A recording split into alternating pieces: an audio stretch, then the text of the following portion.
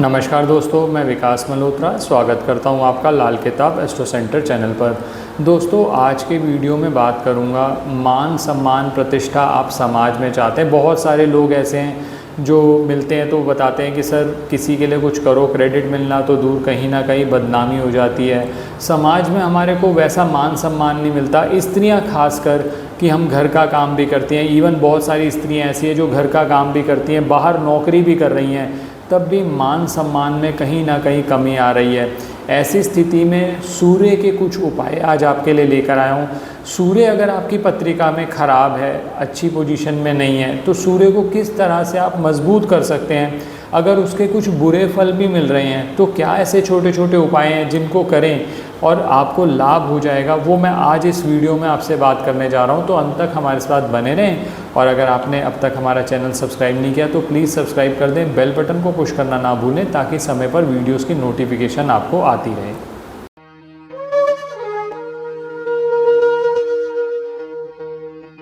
अब सबसे पहले बात करता हूँ कि सूर्य जो है वो मान सम्मान का कारक माना जाता है। माना जाता है कि समाज में जो आपको प्रतिष्ठा मिलनी है, अगर आपका सूर्य मजबूत है तो मान सम्मान भी चमकेगा, समाज में आपका नाम जो होगा वो होगा। लेकिन अगर मान लीजिए सूर्य पर कहीं ना कहीं सूर्य और राहु की युति बन रही है या सूर्य कहीं नीच का हो रहा है तो मान सम्मान में कहीं ना कहीं कमी आ जाती है। आज मैं गेहूं का प्रयोग करके, गेहूं जो कारक वस्तु है वो सूर्य की मानी जाती है, गेहूं का प्रयोग करके कुछ उपाय आपके साथ शेयर करूंगा। सबसे पहले छोटे छोटे 2-4 टिप्स आपसे बात करूंगा जिससे आप सूर्य को मजबूत कर सकें। और बहुत सारे लोग ऐसे भी हैं जो सरकारी नौकरी पाना चाहते हैं, बहुत ट्राई कर रहे हैं कि सर सरकारी नौकरी लग जाए। वैसे तो आज की डेट में प्राइवेट नौकरी में भी बहुत सारी अच्छी अपॉर्चुनिटीज़ हैं, लेकिन बहुत सारे लोग हैं जो सरकारी नौकरी के इच्छुक हैं। बहुत सारे लोग यूपीएससी के एग्ज़ाम दे रहे हैं। तो ऐसी स्थिति में सूर्य को मजबूत करना बहुत ज़रूरी है। और जो मैं उपाय बता रहा हूँ वो नियमित तौर पर अगर आप करेंगे तो सूर्य मजबूत होगा ही होगा, और ये हर व्यक्ति कर सकता है।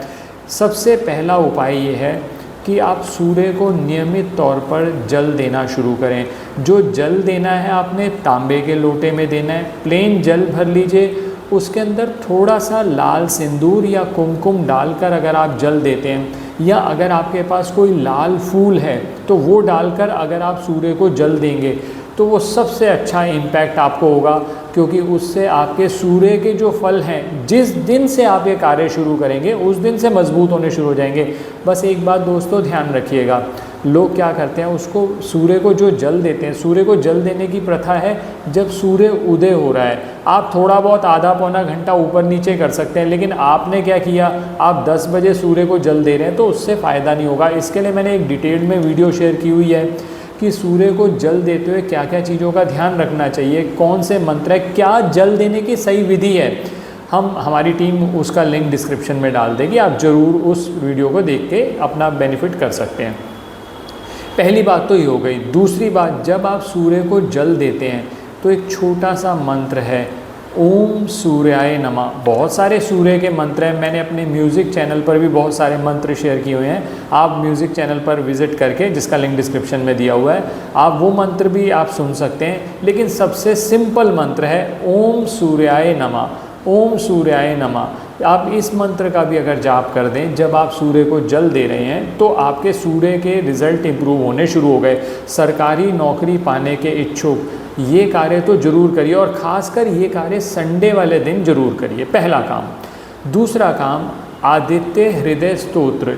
जब भी आपको मौका मिले, मैं ट्राई करूँगा अपने न्यू म्यूज़िक चैनल पर भी आदित्य हृदय स्तोत्र का जाप डाल दें, ताकि आप उसको सुनकर जब भी आपको मौका मिले आप उसको सुन ही लें, तो भी आपके सूर्य के फल मजबूत होने शुरू हो गए। ये दूसरी बात हुई।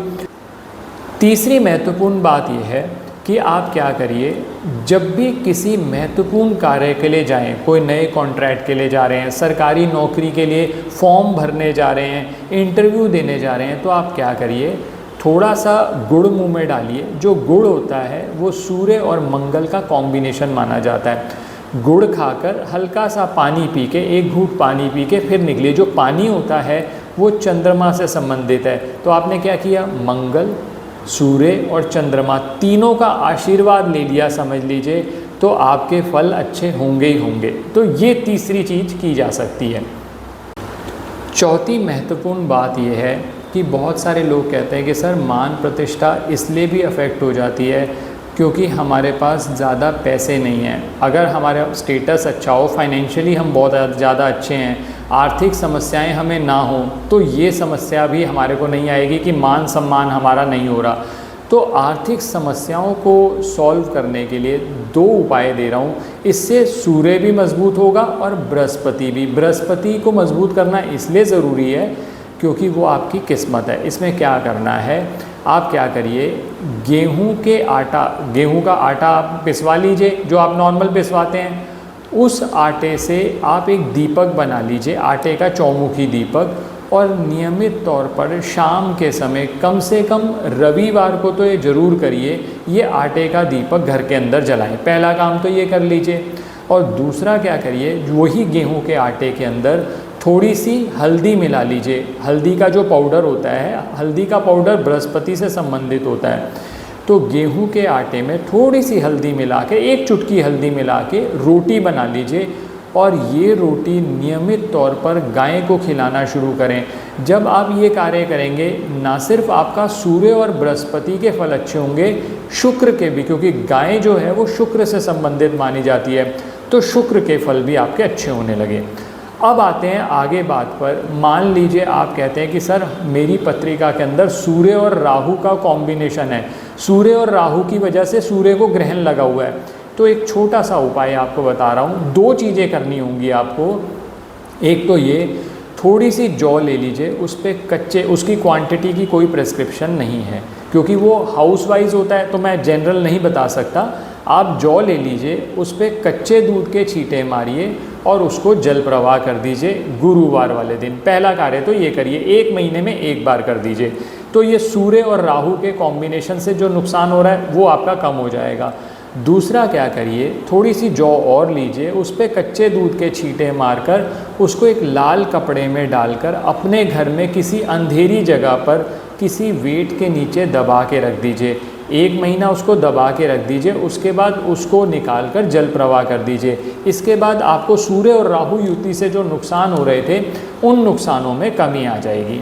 अब बहुत सारे लोग ये कहते हैं कि सर सूर्य जो है खाना नंबर 8 में है। जब भी सूर्य खाना नंबर 8 में होगा दोस्तों, तो आर्थिक समस्याएं भी बढ़ेंगी। सरकारी नौकरी पहले तो लगेगी नहीं, लगती है तो आपको सरकारी नौकरी में हमेशा दिक्कत बनी रहेगी। तो उसके लिए आप क्या करिए, 800 ग्राम गेहूँ ले लीजिए। 800 ग्राम गेहूँ 8 दिन तक लगातार आपको मंदिर में देनी है या धर्म स्थान में देनी है। शुरू करना है रविवार वाले दिन से।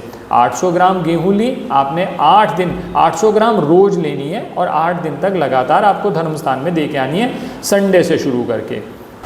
अब आप कहते हैं कि सूर्य जो है वो खाना नंबर 8 के अलावा किसी और खाना नंबर में है, लेकिन उसके फल ख़राब हो रहे हैं।